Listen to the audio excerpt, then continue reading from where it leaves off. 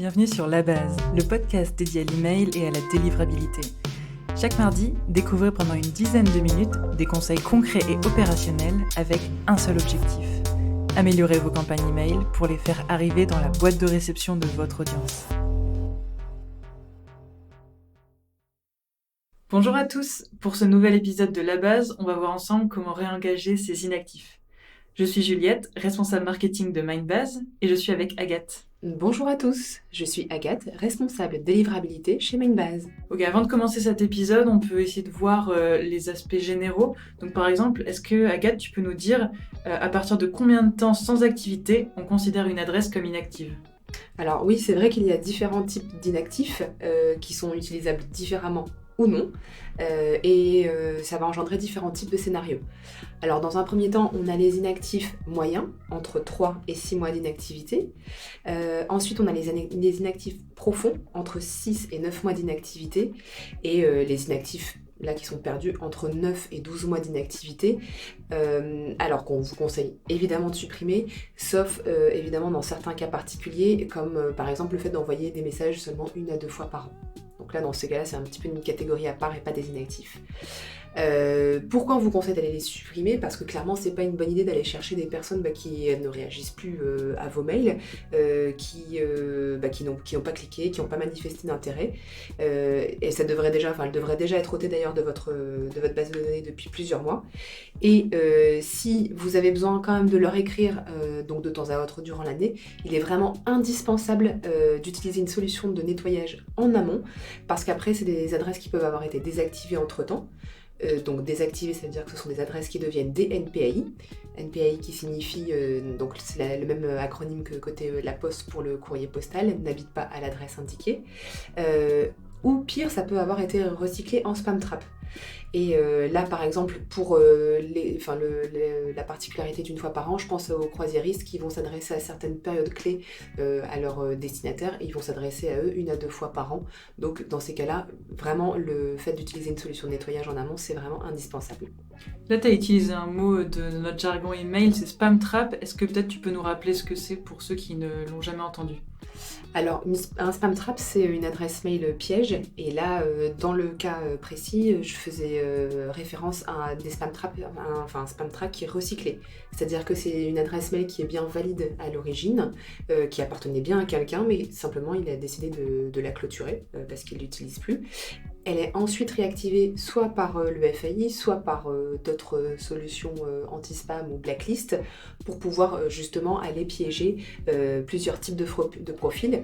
Donc les spammers, on s'en doute, mais aussi les expéditeurs qui ne respectent pas les bonnes pratiques et ceux qui n'ont pas de bonne hygiène de base de données. Parce qu'en fait, c'est exactement le cas qu'on décrivait précédemment, c'est le fait de ne pas envoyer pendant plusieurs mois sur ces adresses, ou c'est le fait, il y en a qui le font et qui tentent le coup de vouloir recycler une ancienne partie de sa BDD ou de retrouver en fait des adresses qu'on avait oubliées et puis on se dit « Ah bah tiens, je vais envoyer dessus, on va voir ce que ça donne ». Dans ces moments-là, quand on a une identification d'un de ces types de profils dont tu viens de nous parler, j'imagine donc il y a des conséquences dès l'identification et en termes de réputation expéditrice, notamment auprès des FAI. Par exemple, ça peut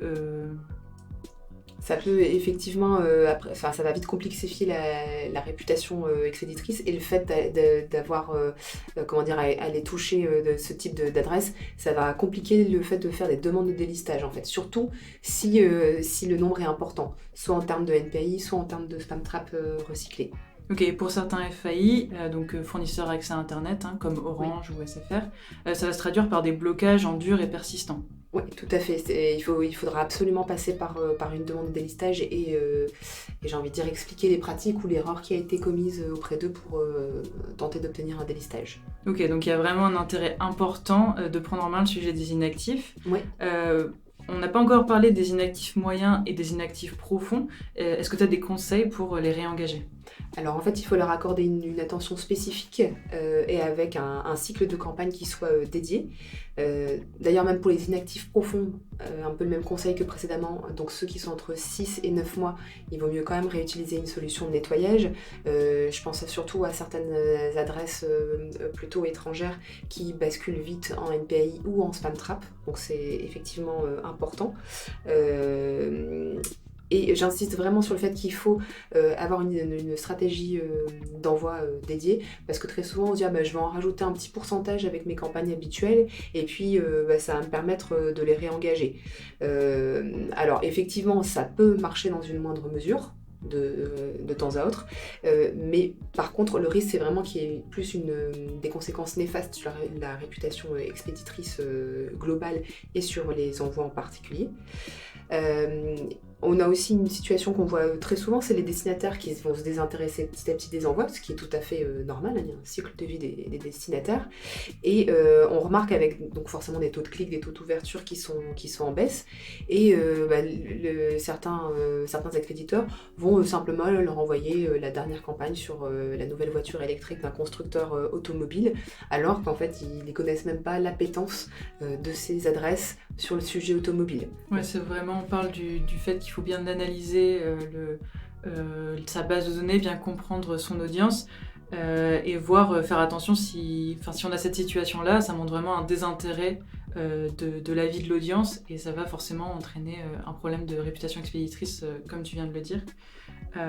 En parallèle, ce qu'on peut faire aussi, c'est préparer un objet et un contenu dédié pour les campagnes de réengagement des inactifs.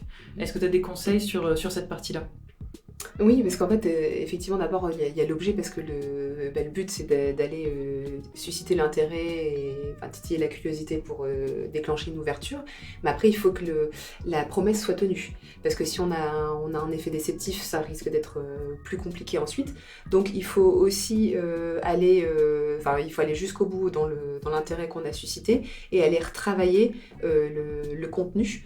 Et donc, par exemple, soit ce sera un autre mail dédié, on ne va pas tout de suite réinjecter les destinataires qui ont ouvert ou cliqué, on va leur renvoyer un autre email dédié pour continuer à en savoir plus sur leurs préférences, pour pouvoir affiner toujours pour après leur envoyer des campagnes qui soient plus dédiées. Ça peut être aussi le fait de renvoyer les destinataires vers un centre de préférence. Comme ça, ils peuvent ajuster les thématiques qu'ils reçoivent, les fréquences d'envoi. Donc le centre de préférence, c'est quand par exemple en bas de ton email, tu cliques sur, souvent ça va être justement un lien centre de préférence, et tu peux choisir des options sur peut-être la fréquence d'envoi, de réception plutôt des campagnes, voire les thématiques qui intéressent la personne qui va renseigner le centre de préférence, c'est ça ? Oui, tout à fait. Je pense à nos clients qui sont dans l'affiliation plus particulièrement. Et en reprenant le sujet de l'automobile, tout le monde n'est pas appétent à l'automobile ou sur de la complémentaire santé ou sur du sujet un peu plus féminin, décoration intérieure. Donc effectivement, autant aller cibler directement ce que les personnes attendent pour pouvoir aller avoir un impact maximum. Ouais, ça va augmenter le taux d'ouverture et le taux de clic, et forcément ça va réengager les inactifs justement qui vont se sentir plus concernés par nos nouvelles campagnes. Ouais, tout à fait. Et ce cycle de campagne, il faut vraiment le réaliser donc sur 3 ou 4 campagnes, pas plus. Et effectivement, s'il n'y a pas eu de clic, il n'y a pas eu d'ouverture au-delà des 3 ou des 4 campagnes, là il faut vraiment supprimer ces adresses. Je dis bien supprimer, pas mise de côté pour pouvoir gonfler les volumes lorsqu'on aura une grosse opération marketing. On a bien dit supprimer. Ça me fait penser à un conseil que tu donnes aussi très régulièrement, c'est de ne pas cacher son lien de désabonnement. Au contraire, le lien de désabonnement dans l'email, il doit être bien clair et bien visible pour éviter les plaintes, parce que la personne, elle n'est pas intéressée et elle ne trouve pas le lien de désabonnement et elle va nous mettre en plainte, dans les spams, elle va nous signaler, et ça c'est vraiment une mauvaise pratique. Donc pour ça, vraiment, mettez bien ne cachez pas en tout cas votre lien de désabonnement. Ouais, tout à fait. Il vaut mieux un désabonnement qu'une plainte, clairement. Et là aussi, un autre petit conseil auquel je pense, c'est le fait de décaler l'heure d'envoi de quelques minutes. Pourquoi ? Parce qu'en fait, de nouveau, vous allez un petit peu sortir votre campagne du lot. Ça a l'air de pas grand-chose, mais en fait, mis bout à bout, au niveau stratégie marketing, c'est des petites choses qui fonctionnent quand même pas mal. Ok, super, merci pour l'info. Et je sais que tu as préparé quelques exemples de campagnes pour qu'on se rende compte un peu de bonnes pratiques qui ont été faites pour réengager ces inactifs. Tu nous en parles? Oui, alors il y en a une que j'ai particulièrement aimée, puisque je l'ai vue il y a quelques années et je m'en souviens encore. C'est une campagne de l'aéroport de Lille, donc à Léquin, qui avait un objet dans le genre vos billets pour l'embarquement Lille-Figari. Alors en fait, on sait qu'on n'a pas commandé de billets, mais on connaît l'expéditeur qui a crédité ce qu'on a déjà commandé des billets près de l'aéroport de Lille. Donc tout de suite, en fait, à la fois ça intrigue et puis bon, ça fait rêver. On se projette dans un potentiel voyage, mais t'as pas l'effet déceptif parce que tu sais que t'as pas réservé. Donc au final, c'est vrai que c'est une bonne idée de la part de l'aéroport. Oui, tout à fait, parce qu'en fait, après, le contenu était vraiment bien fait parce qu'il y avait des nouvelles destinations au niveau de la Corse. Je sais plus si c'était Corse du Sud ou Corse du Nord qui était le premier, ils en ont rajouté une autre.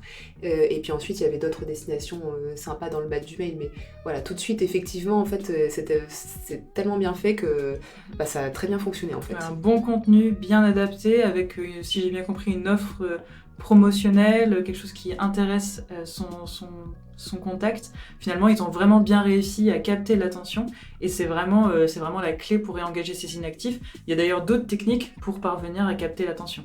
Oui, après il y a les classiques, mais qui fonctionnent quand même. Vous nous avez manqué. Alors ça marche quand on tient compte du fait que les personnes n'ont pas ouvert le mail. Donc on marque une petite pause et après, hop, un petit effet vous nous avez manqué.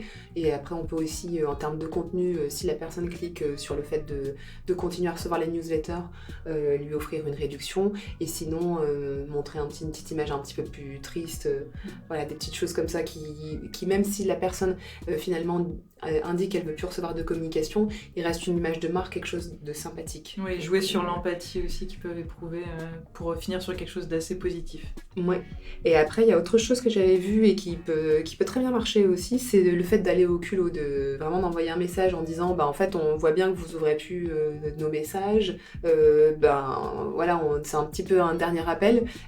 Cliquez ici pour en fait mettre à jour vos préférences en termes d'envoi et de réception.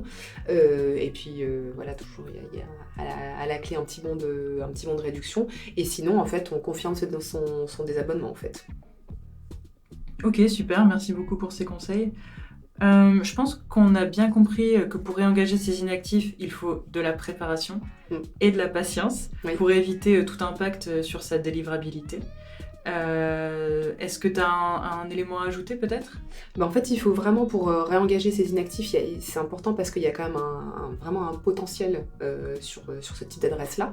Il faut vraiment aller manier les pratiques, comme tout ce qui est propre au FAI et au monde du naming, et après aussi tout ce qui est communication marketing. En fait, il faut arriver à allier les deux pour aller trouver le bon équilibre et aller repêcher certaines personnes. Et après, il ne faut pas non plus avoir peur de perdre une partie de sa base de données parce que c'est un cycle de vie, c'est normal. Donc ceux qu'on peut réengager qui du coup vont nous aider à nous améliorer pour nos communications suivantes, on les prend. Et sinon après, voilà, c'est le cycle de vie et puis on avance. Génial, merci pour ces conseils Agathe. Je pense que là on a toutes les clés en main pour réengager nos inactifs après cet épisode. Et surtout merci à vous de nous avoir écoutés. Ce qu'on va faire, c'est qu'on va ajouter la fiche délivrabilité spéciale inactif qui résume tous les points clés de l'épisode. C'est une feuille A4 assez sympa qui va pouvoir vous permettre de, si vous voulez retravailler, au lieu de réécouter tout l'épisode, vous avez les points clés et comme ça vous allez bien avoir tout en tête. Merci beaucoup et on se dit à mardi prochain sur La Base. Merci, à bientôt. Merci d'avoir écouté La Base. Si cet épisode vous a plu, pensez à le partager et laisser un avis sur Apple Podcasts et Spotify. On se donne rendez-vous.